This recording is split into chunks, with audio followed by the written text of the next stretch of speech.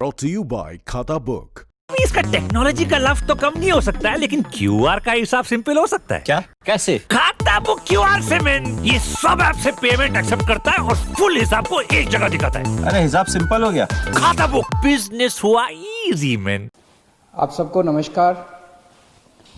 दिल्ली में कोरोना की स्थिति पे चर्चा करने के लिए आज सर्वदलीय मीटिंग बुलाई थी हम लोगों ने और सभी दलों के साथ अच्छी चर्चा हुई।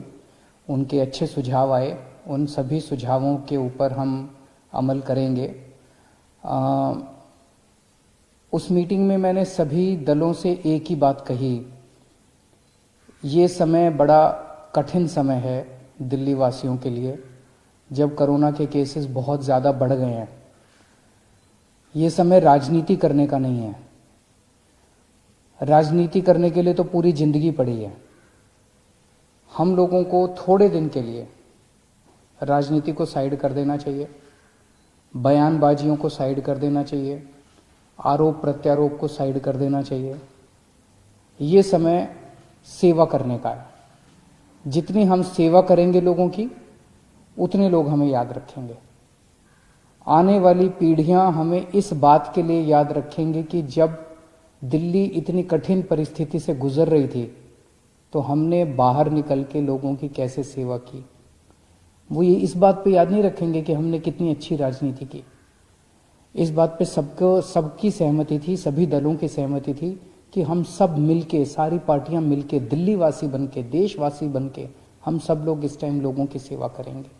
मुझे बेहद खुशी है, सभी लोगों ने इस बात का समर्थन किया। पिछले कुछ दिन से इसी बात पे आरोप प्रत्यारोप चल रहे हैं छठ पूजा को लेके। हम भी छठ पूजा करते हैं, सब लोग छठ पूजा करते हैं। खास तौर से हमारे पूर्वांचली जो बहन भाई हैं, उनकी बहुत ज़्यादा श्रद्धा है छठ पूजा पे। हम चाहते हैं कि हमारे बहन भाई छठ पूजा बहुत अच्छे से मनाएं। कई लोगों की मान्यता होती है, कुछ लोग तो यहाँ तक कहते हैं कि अगर मेरा ये काम हो गया तो मैं दो अगली छठ पूजा ऐसे करूँगा, मैं ऐसे व्रत रखूँगा। बहुत लोगों की मान्यता होती है। आप सब लोग मनाएं छठ पूजा। आप मुझे अपना बेटा मानते हैं, आप मुझे अपना भाई मानते हैं, मैं आपके परिवार का हिस्सा हूँ। मैं तो चाहता हूँ कि मेरे परिवार के, दिल्ली के 2 करोड़ लोग खूब खुशी खुशी छठ पूजा मनाएं।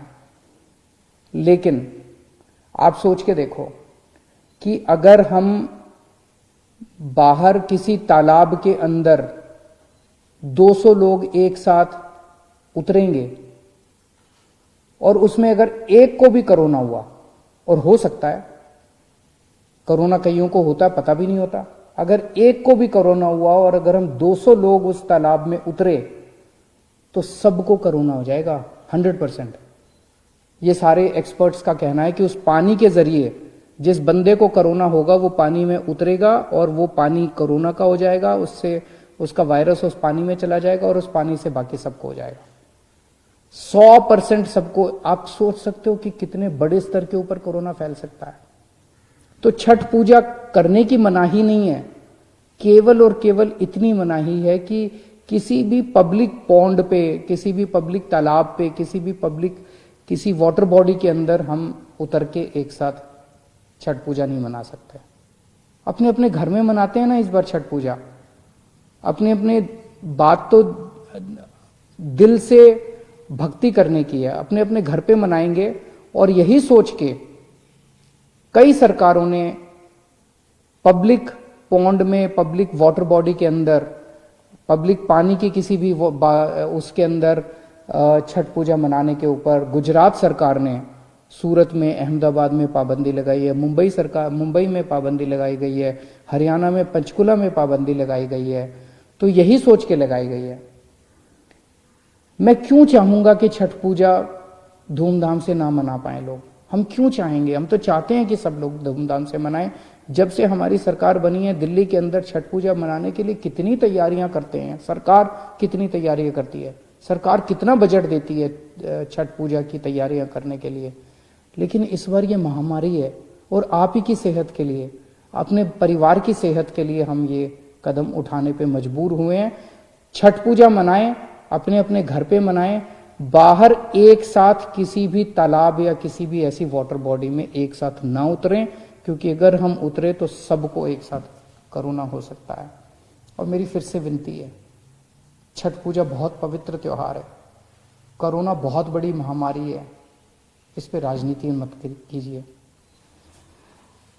आज की डेट में दिल्ली में 7,461 बेड, लगभग 7,500 बेड अभी अवेलेबल हैं। दिल्ली सरकार के अस्पतालों में, केंद्र सरकार के अस्पतालों में, प्राइवेट अस्पतालों में मिला के 7,461 बेड अवेलेबल हैं। लगभग 446 आईसीयू अभी अवेलेबल हैं। 450 के करीब मोटा मोटा मान लेते हैं आईसीयू अवेलेबल है। और सरकार ने आज कुछ अहम निर्णय लिए हैं बेड, कोरोना के बेड बढ़ाने के लिए और आईसीयू बेड्स बढ़ाने के लिए। अभी पिछले हफ्ते हम लोगों ने कोर्ट की इजाजत के बाद लगभग 30-32 अस्पतालों के 80% आईसीयू बेड्स हमने कोरोना के लिए चिन्हित कर दिए थे। अब ये ऑर्डर आज दिल्ली के सभी प्राइवेट अस्पतालों के ऊपर लागू किए जा रहा है कि दिल्ली के सभी प्राइवेट अस्पतालों के 80% आईसीयू बेड्स कोरोना के लिए रिजर्व किए जा रहे हैं। इससे हमें उम्मीद है कि लगभग 300 से 400 और बेड्स प्राइवेट अस्पतालों के अंदर उपलब्ध हो जाएंगे। जो नॉर्मल बेड्स हैं, नॉन आईसीयू बेड्स हैं, आईसीयू के अलावा जो दूसरे बेड्स हैं, वो अभी तक 50% बेड्स प्राइवेट अस्पतालों में कोरोना के लिए रिजर्व थे। अब इनको बढ़ा के 60% बेड्स को कोरोना के लिए कुछ दिनों के लिए रिजर्व किया जा रहा है, जब तक ये महामारी पीक चल रही है। उसी तरह से जितनी नॉन क्रिटिकल प्लैंड सर्जरीज हैं, जैसे आपको टॉन्सिल है, मान लीजिए टॉन्सिल का ऑपरेशन कराना है, डॉक्टर ने कल की डेट दे रखी है, लेकिन वो टॉन्सिल का तो ऑपरेशन अगले महीने भी हो सकता है, कोई क्रिटिकल नहीं है। इसी तरह से कई सारी सर्जरीज होती हैं जिनको क्या कहा जाता है, प्लैंड सर्जरीज। क्रिटिकल नहीं होती, 2 महीने बाद हो जाए, महीने बाद हो जाए, कोई फर्क नहीं पड़ता। ऐसी non critical surgeries, non critical planned surgeries को कुछ दिन के लिए पोस्टपोन करने के लिए सभी अस्पतालों को कहा जा रहा है। और जैसा मैंने कल कहा था कि आईसीयू बेड्स में दिल्ली सरकार अपने अस्पतालों के अंदर 663 बेड्स की और व्यवस्था, नए बेड्स की व्यवस्था कर रही है। और केंद्र सरकार ने 750 आईसीयू बेड्स देने का आश्वासन दिया है। दोनों मिला के मुझे लगता है 1413 और नए आईसीयू बेड्स, केंद्र सरकार के और दिल्ली सरकार के मिला के 1413 और नए आईसीयू बेड्स इससे उपलब्ध हो जाएंगे। मैं अपने सभी डॉक्टर्स का और कर्मचारियों का शुक्रिया अदा करना चाहता हूं, उनको सैल्यूट करना चाहता हूं। उन्होंने जिस तरह से न केवल मेहनत की है, उन्होंने सूझबूझ के साथ जिस तरह से दिल्ली के अंदर कोरोना का मैनेजमेंट किया है, ऐसा मैनेजमेंट दुनिया के बड़े बड़े देशों में और दुनिया के बड़े बड़े शहरों में नहीं देखा गया। जिस तरह से हमारे दिल्ली के डॉक्टर्स ने और कर्मचारियों ने जिस तरह का शानदार मैनेजमेंट किया है। मैं आपको एक छोटा सा उदाहरण देता हूं। न्यूयॉर्क के अंदर, न्यूयॉर्क अमेरिका में है, अमेरिका कितना एडवांस्ड देश है। न्यूयॉर्क के अंदर 6 अप्रैल को उनकी पीक आई थी। 6 अप्रैल को उनके 6,353 केस थे। उस दिन 6,353 केसों में उनकी 575 लोगों की मौत हुई थी। और जो वीडियो आ रहे थे वहां से कि कॉरिडोर में पेशेंट्स पड़े हुए हैं, बेड्स अवेलेबल नहीं है, अस्पताल के बाहर सड़क के ऊपर पेशेंट सब पड़े हुए हैं, वेट कर रहे हैं कि जब बेड खाली होंगे तो हम अंदर अस्पताल के अंदर जाएंगे। बुरा हाल था चारों तरफ और इतनी डेथ हो रही थी, बॉडीज एक दूसरे के ऊपर पड़ी हुई थी। इसी तरह की तस्वीरें स्वीडन से आई थी, इसी तरह की तस्वीरें फ्रांस से आई थी, इसी तरह की तस्वीरें इटली से आई थी। जब बेड्स खत्म हो गए थे, लोग बाहर पड़े हुए थे, लोग जब उनकी पीक आई थी। आज दिल्ली के अंदर लगभग पिछले हफ्ते 8,500 केसेस तक हम पहुंच गए दिल्ली में, लेकिन हमारे डॉक्टर्स ने इतनी शानदार हमारे मेडिकल सुपरिंटेंडेंट्स ने, मेडिकल डायरेक्टर्स ने, डॉक्टर्स ने, मेडिकल फ्रेटर्निटी ने इतनी शानदार व्यवस्था की है, इतना शानदार कोविड का मैनेजमेंट दिल्ली में किया है कि दिल्ली के अंदर ऐसी व्यवस्था नहीं है। दिल्ली में आज भी 7,500 बेड्स अवेलेबल हैं, आज भी 450 आईसीयू बेड्स अवेलेबल हैं। कॉरिडोर के अंदर पेशेंट्स नहीं पड़े हुए, सड़कों के ऊपर पेशेंट्स नहीं पड़े हुए। इतनी ज्यादा पीक आने के बाद भी 100-125 के करीब डेथ्स हो रही हैं, नहीं होनी चाहिए, ये भी ज्यादा है, इसको कम करेंगे। लेकिन जब आप इतने एडवांस्ड कंट्रीज से कंपेयर करते हो जहां पे बुरा हाल हो गया था, मुझे लगता है हमारे डॉक्टर्स ने बहुत शानदार प्रदर्शन किया है। इन सभी डॉक्टर्स की ये समय है हम सब पीठ थपथपाएं।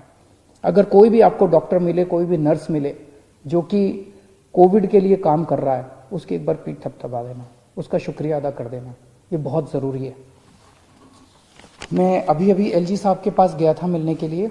मैं एलजी साहब को सारी कोरोना की जो दिल्ली की परिस्थिति है उससे उनको अवगत करा के आया। हम दोनों ने माना कि दिल्ली के अंदर जहां जहां दिल्ली में बहुत सारे लोग मास्क पहन रहे हैं, लेकिन कई लोग अभी भी मास्क पहनते नहीं हैं, तो लोगों को मास्क पहनवाने के लिए कई बार जब कहने से बात नहीं बनती तो फिर थोड़ा सा टाइट करना पड़ता है।